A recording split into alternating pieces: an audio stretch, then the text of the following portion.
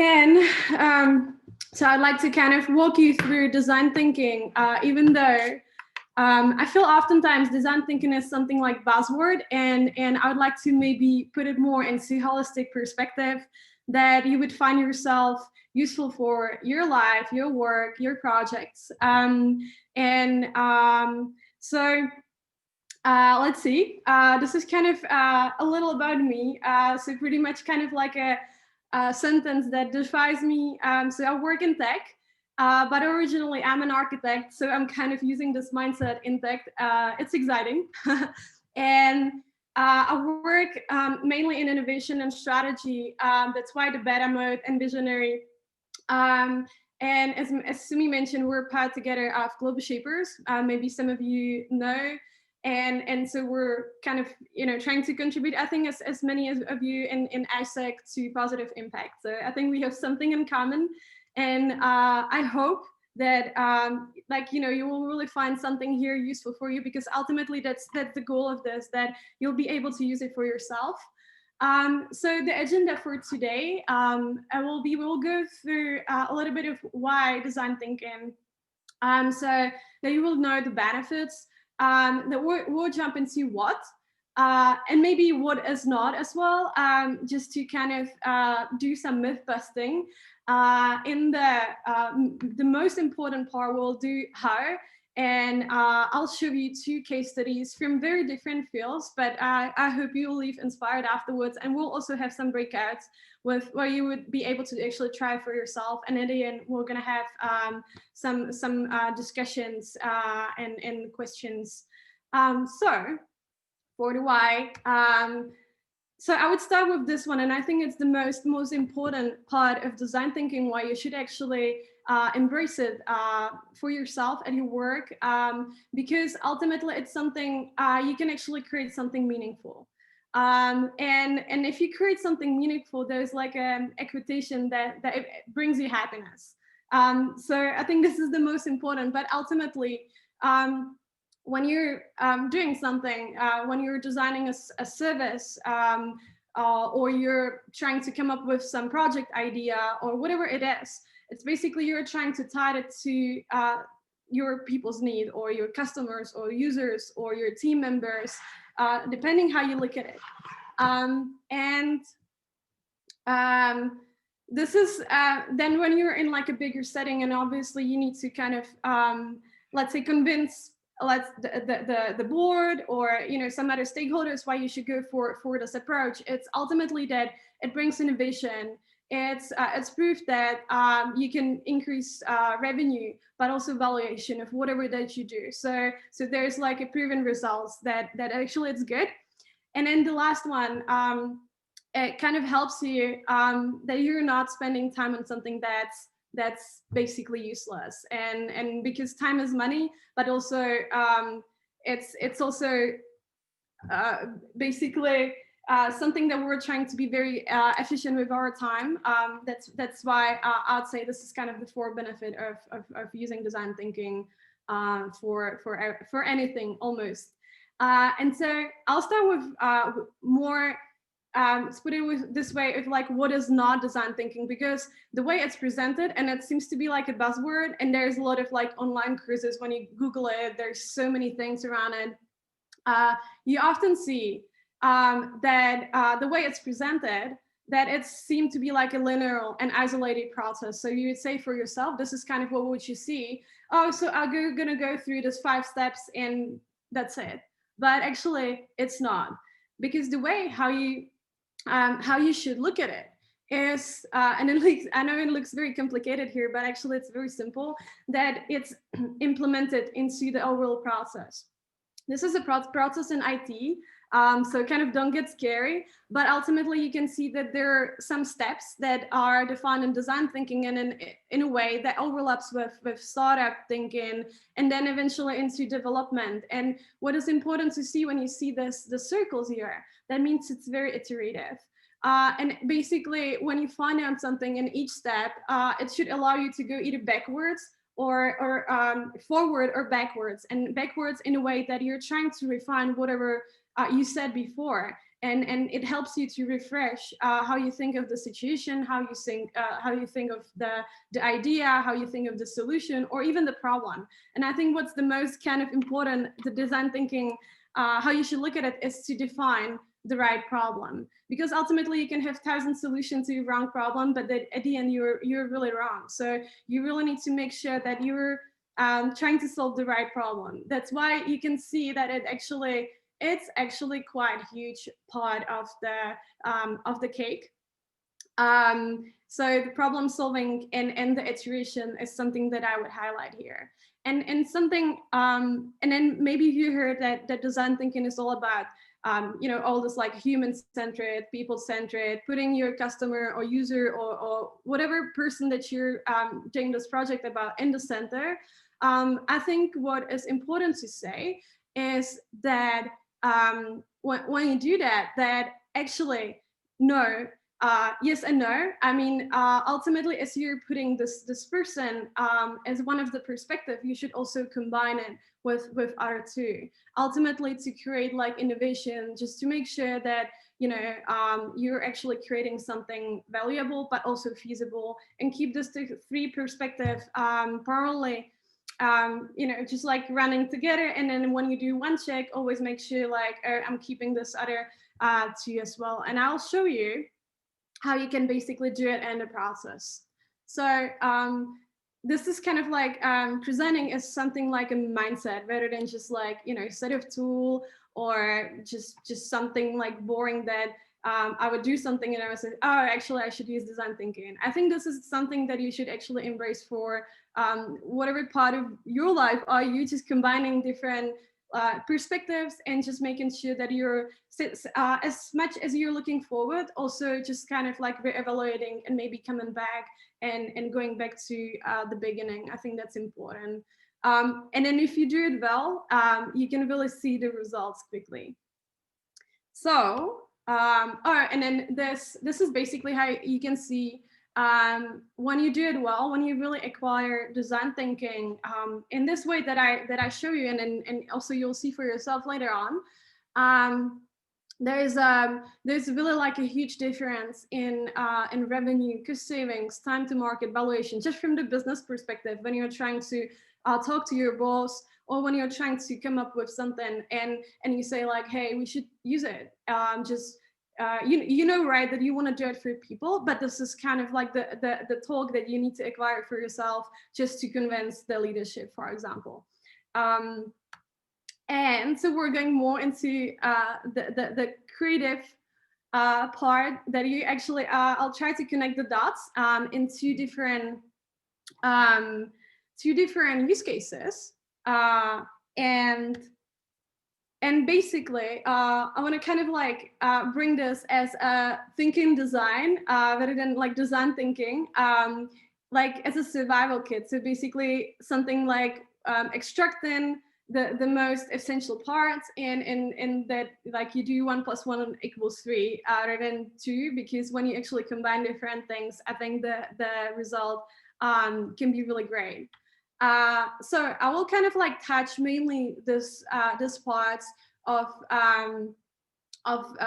this method or this formula that I showed you before. Basically, it's really important to have a start, to have some goals initially, to set the goals for yourself or for the team or for the stakeholders that are involved in this project. So that's kind of first. We're gonna touch and emphasize, define, ideate, try experiments. Then we're gonna go directly into learn and product backlog. It's if you're not familiar with that, it's basically that you're taking the learnings or whatever you found out and you're trying to implement it. You are in this execution phase. And then so this process kind of helps you to have this like from evolution to execution, obviously with the iteration in the middle. And this is the other formula that I introduced before, that you're trying to think holistic. So basically you're trying to keep all this perspective in various stages of this formula above together. And this is kind of how it's combined. So these are the 7 steps, and then I'll jump into basically showing you the projects. So for the first one, we're here. So I'm kind of following the steps here. So it's important to set the goals. It could be vision of the project. It could be time frame. It could be, all right, so as a business, we would like to do this and this. These are our business goals. Or if I'm designing a product or service, I would say like, okay, I would like to design a service that is trying to solve maybe this problem. And then I have data that I know that this problem exists. But then I don't know the answer of what's going to be the service. So that's the first one. And you can see on the right, I'm having this the framework viability, desirability, feasibility, and then I'm trying to kind of show you here where those kind of inputs are important. So when you should kind of acquire this this perspective. So here, mainly thinking of viability and desirability. Just to maybe explain more, so or kind of repeat, viability is about business. So it's this valuation, revenue, you know, business model, canvas, and stuff I would say you're familiar with. The desirability, this is the piece that's, I would say it's the most important one, but as I said, it's even important to check with the other two. It's basically that you're trying to solve of problems for these people that you're creating this project about. So you need to keep this people-centric thinking. And then the last one is the feasibility. It's about do you have the resources to do it? Maybe if it's like a product, do you have those engineers? Do you have this technology? Or it could be something else when it doesn't need to be like a software product. It could be any project that you could do, I don't know, like a campaign, but do you have the right people that could help you to execute it? So like thinking of the resources and just the knowledge that that is available for you. So jumping into the point two, emphasizing. So it's important to understand who are your stakeholders, and I'll show you a little bit later. And then I guess all the parts that you usually do for your work, market analysis, customer analysis, or any research that you're trying to see, hey, well, what competitors are doing, what, you know, where the market is going in this way that I'm trying to design something. So let's say when you do a campaign, I would say like what others are doing, what are the methods of their marketing, how they're talking about these things, how they position it, what visuals and colors they're using, tone of voice and stuff like this, basically, just to kind of like benchmark where you're trying to go. Then the third part, which is define. It's basically this part where you're trying to, so you have a lot of data from before, and then you're trying to kind of like put it together. So you're ultimately making to do some insights from what you've learned. So you know who the user or the customer or the person is, you know where everything is going, and you just say like whatever is relevant, this is kind of the takeaways for us that we should kind of, you know, turn around, kind of like, or yeah, just keeping in mind this. And then you've also maybe heard of business model, canvas, value proposition. Here is the part where basically you're trying to keep also this viability and then desirability. So value proposition is basically, and then I'll show you a little bit later, but basically keeping the customer inside of the bigger picture of the business model canvas. Then we're jumping into ideation. It could be anything tangible that you're trying to come up with whatever your project is. So let's say if I'm doing a product, then I'll have like a tangible prototype that I'll be able to show someone and say like, hey, so this is from all this, you know, information that I get, I made some insights, and then I turn them into something tangible solution. Or it could be storyboards, just kind of sketches, or you do this campaign, you would do like first sketches or mock-ups, and so that it's kind of tangible.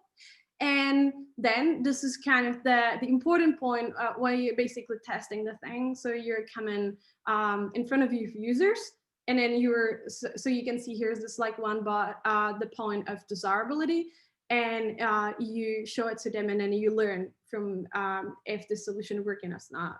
Then you're learning, so there's this like learning period, and you prioritize things that are relevant for you. and relevant for the execution, and basically coming back to the goals and trying to involve all the stakeholders important to define all the 3 perspectives, and then you're putting into the work, to your work. So let me jump into Mira. Maybe some of you are familiar with that. So this is the first case study that I'll be showing. It's about product discovery, which is, in other words, kind of innovation, how to come up with like innovative idea in IT environment, in like a product environment, in the company that I currently work. Okay, let me just quickly switch. All right. So I think I'm just gonna, okay. 10 seconds. Someone doesn't want to go there. Anyways, okay. So this is Mira. It's an amazing tool. Always do PR for them. We actually acquire them, so we use them a lot in our company, but also for Global Shapers community, as Simi mentioned. I think we're kind of slowly acquiring too. It's amazing for remote work. If you're not using and you're not familiar, it's just really great of remote interaction and collaboration with teams when, you know, they're in different time zone, and just like real-time collaboration. It's great. And so I'm gonna kind of walk you through, this is the first use, the case study. So as I mentioned, I'm gonna go through the steps, and I'll show you basically what has happened there in these steps, and how we kind of push it forward. So you can see that at the beginning, we had basically something that we mean as all the stakeholders that were involved in this, and we basically put like a vision. So what we want to achieve, what's the kind of, you know, the total vision of where we want to go, what are some of the product goals, what are the crucial part that we would like to have in the product, and then we still don't know how the solution is going to look like, and maybe what is our mission in this product, just to keep in mind that we have this information, principles, mission, or whatever it's important for your product. So this was a product for families, basically an app that helps to parents just keep in mind when they're on their kids when they're using their mobile phones. So basically that they're not looking at their screens too much, that they're not consuming content that parents could be worried about, so some content filtering, and also that they're just keeping safe. So when the kid is kind of small, so they know where the kid is. So what I mentioned before, this is the part emphasized. So it's about collecting data, and here the first thing that we did is basically that we tried to map the environment. What I'm meaning with trying to map the environment, in the core, these are the, you know, our users that we're designing this product for, the most important, but it's also important to keep in mind who could be the broader group of, you know, that you should maybe sometimes talk to, interact to, or just like keep in check and maybe involve in different stages. So for us, there was parents, there was also maybe grandparents, and obviously children too, because it's all about them. Then in the other part, the second circle, so basically it's about our internal teams and our business partners that we were making this solution for. And then in this last one is basically about our competition, about maybe also teachers that could be interesting for this, or some NGOs, universities, and charities that are trying to come up with some research. So just to, you know, have like a holistic broader picture of like who should be in the project or our solution.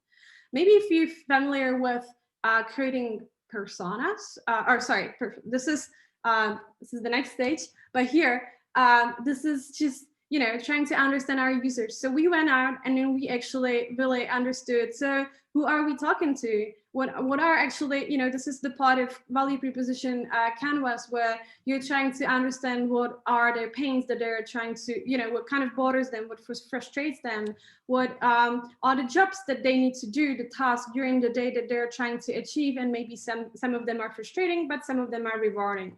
And on the upper part here, you're trying to understand what's the rewarding part.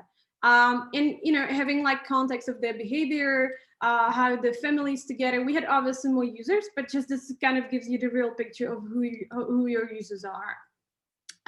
So this is the core users, the green part. Then direct one, we're also trying to understand what is the perspective from the internal team. So there's product team, maybe some engineering, maybe, marketing team, and also business partners point of view, like what's, that maybe there's a product that there's increasing churn, there's something, hard to scale it or so. And also, or trying to understand the competition. So we map out like a lot of screens to understand, how their product works, how they communicate it, what are the important features that the product has, and just like breaking down, how they communicate it, how they're using their emails. But this is very, very like huge kind of product in a way. Then I'm going to show you a small one. But so then when you put all this data together, basically defining value proposition canvas, trying to put together all this, jobs to be done, gains, pains, and trying to map up with maybe possible solution on your value proposition. Ultimately, with thinking of that these are my user personas. So I'm trying to map.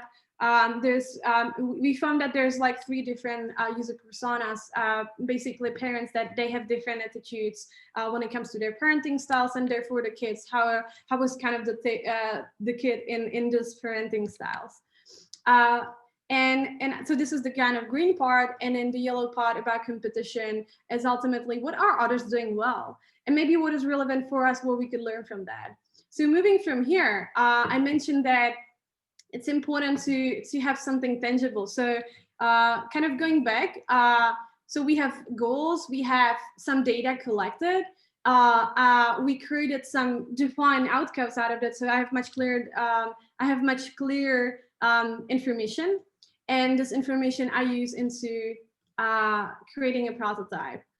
In this case, we're able to basically, just show them something to the people that we're designing to, like, well, hey, imagine that this is this ad, and basically it kind of almost reminds them that this is really real, but it's not, it's just a set of designs, and I can click on it, and I can kind of walk through them, and I can understand if this is really solving their problem or not, and what they kind of think of that, and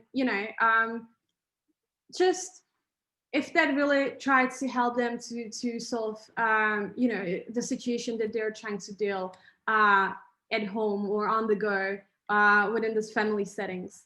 So this is kind of the tangible ideation, one of the example of solution. And then obviously what is important, and this is kind of the going back in the circles, is that you take the solution and you go back to your people. You go back to this part, basically, in a way, and you're trying to understand, well, so this is what they like, this is what they didn't like, this doesn't make any sense, and just like depend how your research go really big, just to understand really if this is anyhow useful, desirable, and useful and usable at the end for your users. You collect it, and it's important to collect everything. You throw the bad parts, and then you keep go with the good parts. So ultimately, this is the prioritization in the product backlog, or you call it the execution part, when you just like say, well, hey, this is from all those people that we talked to. This is basically hints that these parts, in this case, features, that we found that were really usable, and then it would create like a wow effect for when we would acquire in the solution. And maybe this are okay, well, this is kind of must have, but this is maybe redundant, and we should definitely get rid of those. And then you know directly like how you kind of move. And here ultimately you should involve everyone here. Ultimately, what is important to understand, maybe in this case, some of the features require more effort, and also like put different perspective here on the table. So this is the use case study number 1. And the second one that maybe I hope that will be more closer to you is as something that I actually did for myself and this Global Shapers community. So I was appointed to lead the hub, to be a curator for actually this year. And I was trying to kind of help understand or I wanted to kind of create like a framework that would help me to understand what are the members feeling, and maybe I had something in my mind, but maybe it would not be necessarily connected with how they feel or where they want to grow personally, and where the hub should go, because ultimately there is more views. I'll show you a little bit later. So this helped me to kind of get people on board, create a strategy and then a year plan of the hub, where we should go and then where we should move, that people feel engaged, that people feel that they're basically part of it. So it's kind of a co-creation, and it helps you to get when you're kind of in leadership position to understand how these people that everyone is kind of getting something out of that, basically. So in the first stage, kind of again same circle. So obviously, as you know, Global Shapers community. It was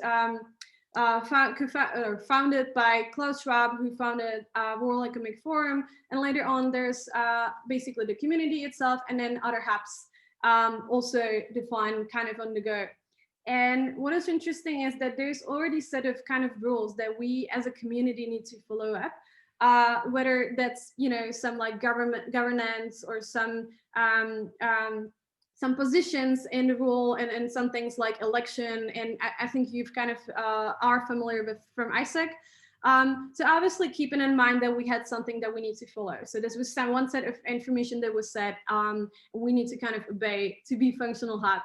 And based on like what is kind of the overall vision and statement, so this is kind of coming up with what could be a vision for ourselves in the hub in this year. And also understand that what I think, just from knowing how the hub was working before, to understand from all the maybe learning also from the situation and reflecting on the next year, setting up goals. So what I think as a hub we could achieve, and then just like put it on a paper. So basically just really, that we're autonomous, efficient, what the projects kind of, how many, what are the resources, how might we actually scale the hub, what I wanted to do with the brand. Then we're going to have some important processes and teams, recruitment, communication, culture, financial independence, and just goal for the creatorship. So this was initially like a draft, what I think where should go, but eventually I wanted to refine it with the people that are obviously in the hub. So ultimately, this is again stakeholder map in a way, just in different way visualized. So co-creation. So one of the important perspective of talking to the members of the hub one-on-one and understanding what are the motivation, what are their opportunities, what are the also maybe frustrations. I think that's really important, and I would say the most important. Then, as I mentioned, Global Shapers community, so they have some guidance, they have some official documents that we need to keep in check, that we're just like not diverging that much. But also there's other hubs that are all around the world, and understanding what they do and then how they do is ultimately just having this as a benchmark of kind of like our competition, but also not just like learning from them what they've already learned. This is a metrics that remember it a little bit, but we'll explain a little later. So basically just going through this metrics of letting people to reflect on their past, on their months in the hub, to understand what they like, what they didn't like, retrospective, and desirable, undesirable. And then step 3 and 4, it's about future, it's about outlook, what they didn't like, what they would not like in the future, and what they would like to implement in future. So this was kind of putting all this data together. Ultimately, as I mentioned, that we had some there's some documents from Global Shapers community, and ultimately talking to other really hubs and putting everything like what are the processes, how we could get inspired, how we could benchmark this information, and going into the next stage, define. So basically, based on all this information, we're able to define what are really the true values and behaviors that we should really stand for in the hub. What are the key hub leadership position? What are the responsibilities in order to all have like a functioning hub together? Or using, if you guys like Stranger Things, it's my favorite series. So I was using this kind of reflecting on the position in the hub. And ultimately really just understand what are these positions, and this is kind of like a roadmap. So we have this year ahead and how we could put those different milestones together so that you can keep in different things in mind. There's basically different groups. So kind of this is like overall hub, projects, recruitment, communication, culture, and what are the important parts in the seasons where we are right now, what we can kind of look forward so that everyone is on board. So this is other parts. And basically ideation. So, come up with a structure. This could be just like one part of it. I'm not saying like this is the final, but just kind of example of, bringing all these people, their capabilities and the rules that you need to have people appoint to, and understand what their motivation and the value they could bring to the table, and then putting them into a structure here.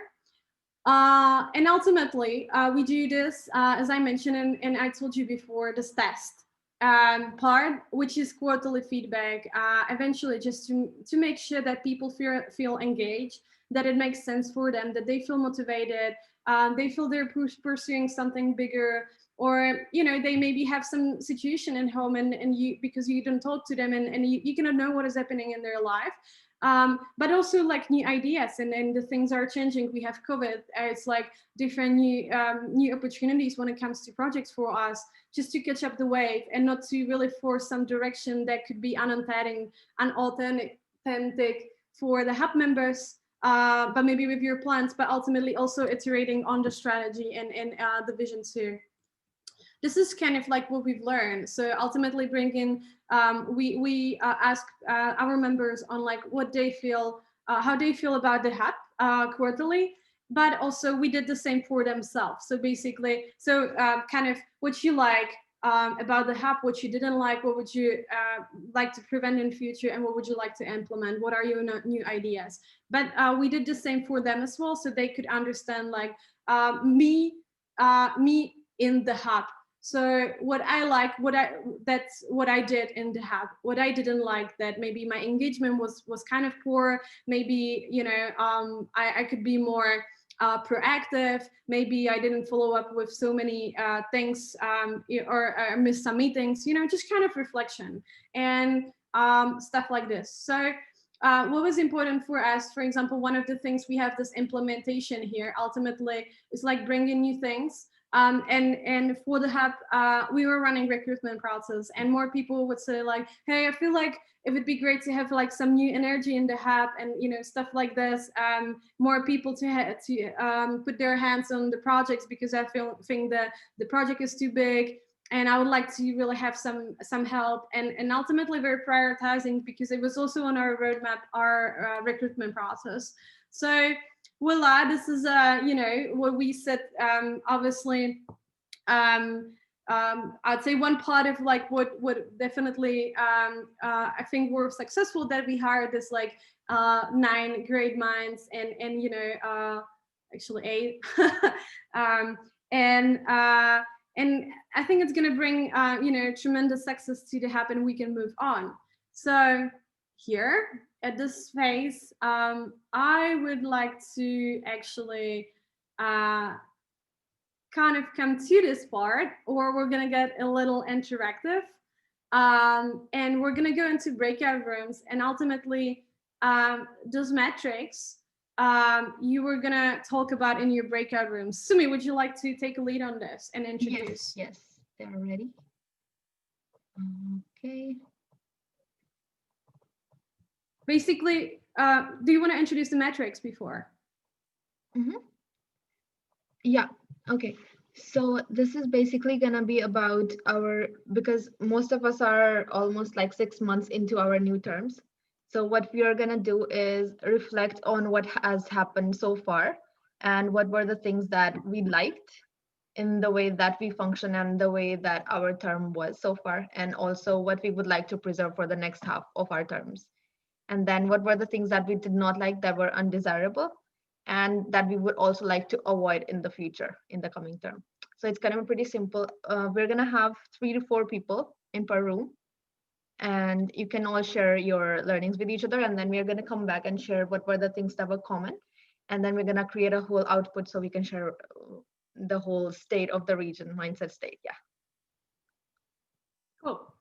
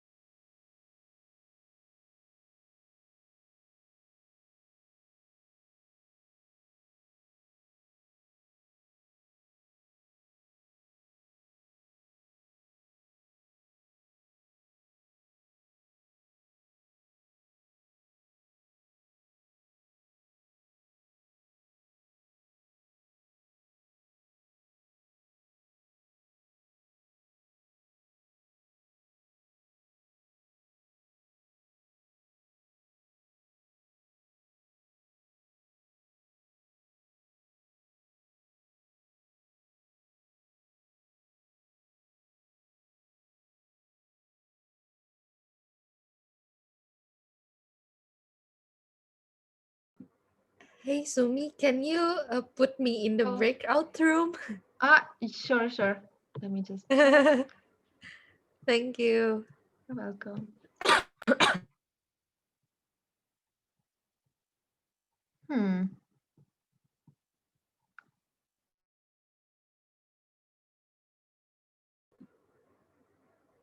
Sumi, you still mute your own self.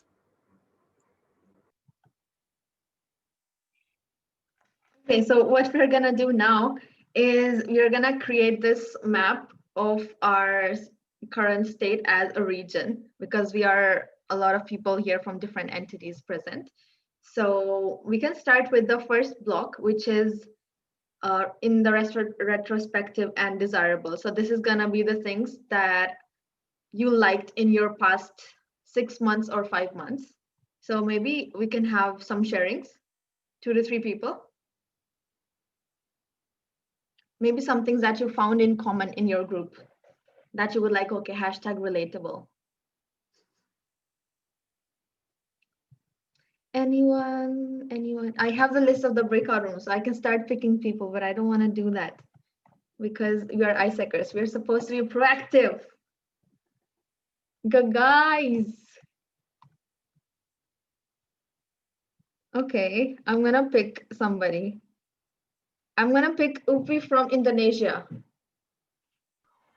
Okay, so this is actually something that is confirmed that everyone has, right? Yes. The overlap, yeah. Okay, we'll actually did this sharing with Anne from Vietnam, and we stated that to have like a strong BD would be nice in this current situation. So I think that's it. As in partnerships. Can you repeat it? To have a strong BD portfolio in this current situation. As in the business development department. Yeah. Sure. Okay. Okay, next up is, okay, I'm gonna pick nominations. Sue. Then we have, yes, let's go with Sue. Oh, hi. Actually, I'm CVP though.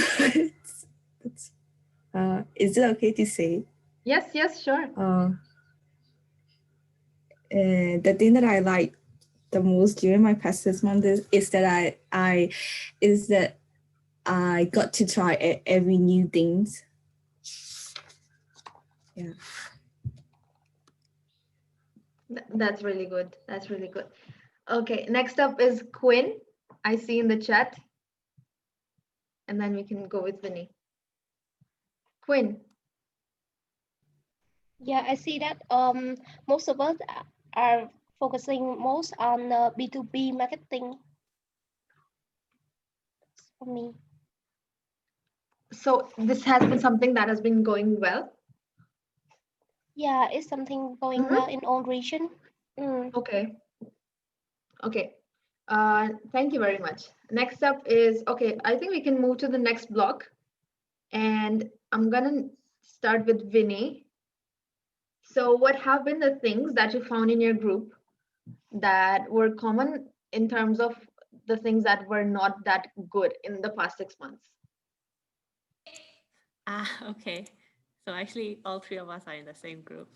And then we talk about how we had a very high goal, but then our results were not the ones that we expected. So low results for us was not very desirable. Yeah. Thank you so much for that honest space. Who's gonna be the next? I'm gonna pick Lena. Okay, so in our room, and also like my problem as well, which is like when we come up with the new initiative, the timeline very close. Yeah, this reason why like we didn't manage to have a proper like timeline management and also like the commission management as well. When we actually downscale the thing. Yeah. Thank you very much. Who's gonna be the next? Let me pick. Okay, Lucia from Indonesia. Okay, so the answer will be unclear direction for the commission. Clear direction. Okay, unclear direction, sorry. Yes, thank you very much. Okay, we can move to the third block, which would be prevent. What would be the things? So these are in the outlook. Wait, this is gonna be in the past, right, Petra? Next 6 months, things that you would like to prevent that you really don't want to do. Yeah. In the next 6 months, what are gonna be the things that you wanna prevent from your past experience? So I'm gonna pick, who is it gonna be? From room number 5 from Vietnam, is it Lily? Okay, I'm here. Okay, so like one thing that I want to prevent. Okay, so like I'm thinking about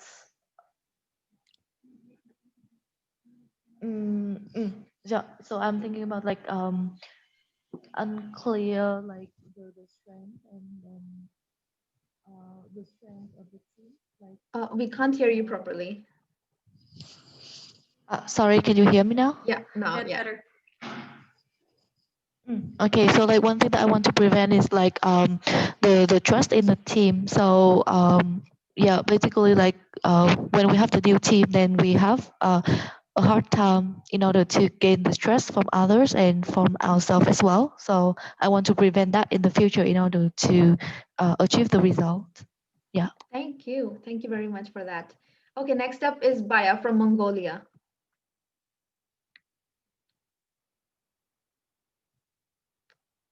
Is Baya here? Or we can go with MCVP marketing. Okay, yeah, anyone from them. Guys. Okay, yeah, I'm gonna go. Yes, amazing. I would like to prevent, members' retention rate.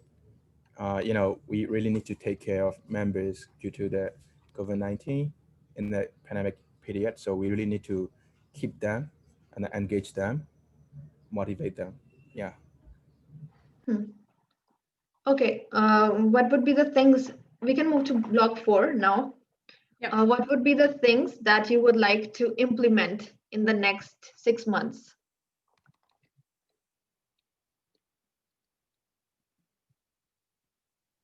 Okay, I'm gonna pick New people again. ideas, maybe from your breakout room, something new you would Yeah. like to bring, innovation. Okay, I'm gonna pick Alvin from room number 16. Okay, actually, I'm one break room with the speaker. Yes. Okay, I would like to implement better transition in the commission. Mm-hmm. Okay, yeah, Yeah, better that's very better important. transition. Okay, Thank you. amazing. Next up is, who's it gonna be? Okay, I'm gonna nominate from Cambodia. Is it Yemar?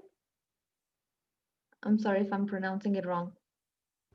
Yes, yeah, ma'am. Amazing. Okay, Super. so what we were discussing with Yogesh and me, we want to implement more about network downscaling, especially in GV perspective. Yeah, so we need to make Downscaling. sure what works for the commission, and then when we downscale it to the network, we should be aligned with what with our network. Yeah. Downscaling information from national level to the local level. Okay. Yes. Okay, what we're gonna do, because we're kind of short on time, what we're gonna do after this is we're gonna send you this output as well as the framework, this model that we are presenting. And you can use it within your teams and also share it with your network, like you said, downscale it as well. So Petra, we can go ahead. Yep. All right. Let me just actually kind of close it very fast because I know we're kind of late. But sorry, yeah, I believe you're ready to rock and roll with all this knowledge. I hope it was useful for you. I don't think we have much time to jump into questions. Sumi, what do you think? I think we can have one question if anyone has it. If no, yeah. Anybody has a question? By the way, this morning, I learned this. Yes, sure. Wait, I was killing time. Sorry. Lucia, yes, you can go. Okay. Thank you, Petra and Sumi. I'm wondering if, like the practice that we just did before, the 4 labs, do you think our answer is right? Because I feel like it's kinda overlapping. Like the one is undesirable, the one is for prevent is like the same, and the one for desirable and implement is like the same. So, like, do you have any tips how to not make that overlap, or it's already right? Thank you. It could. Yeah. Yeah, I think Petra can simplify it more. There were some things, I think, with the terminology and understanding the blocks, because there is like, you think about the past in 2 blocks and you think about the future in 2 blocks. So I think, Petra, if you can simplify.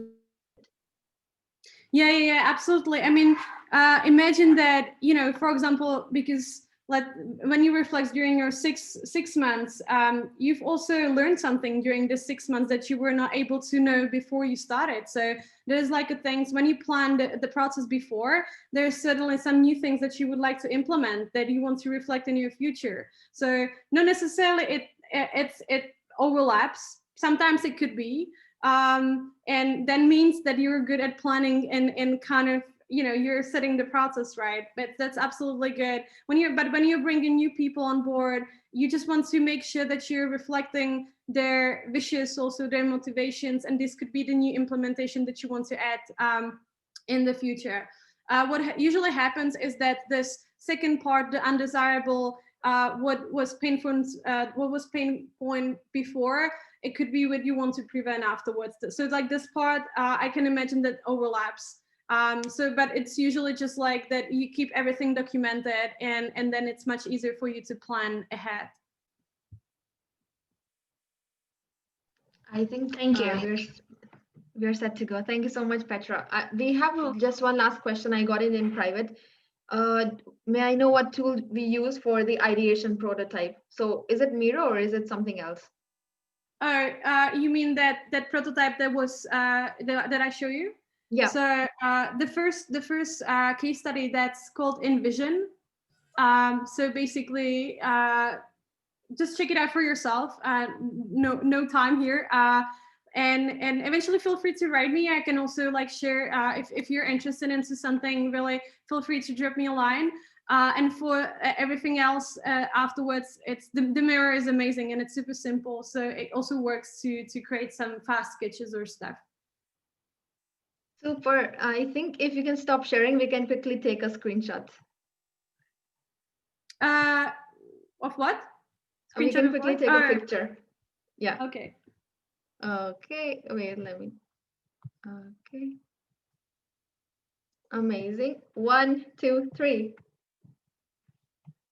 Another page. 1, 2, 3. Super. Thank you so much, Petra, for joining us and giving us your insights. And yeah, talk to you soon.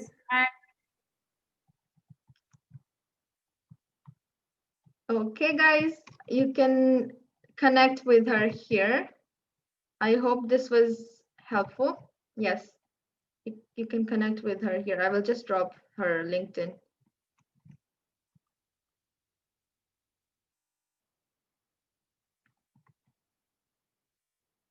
Amazing. I'm gonna go. And BD people, we have another session starting very soon. Okay, for MCVP product marketing, please stay here. I know that you are tired.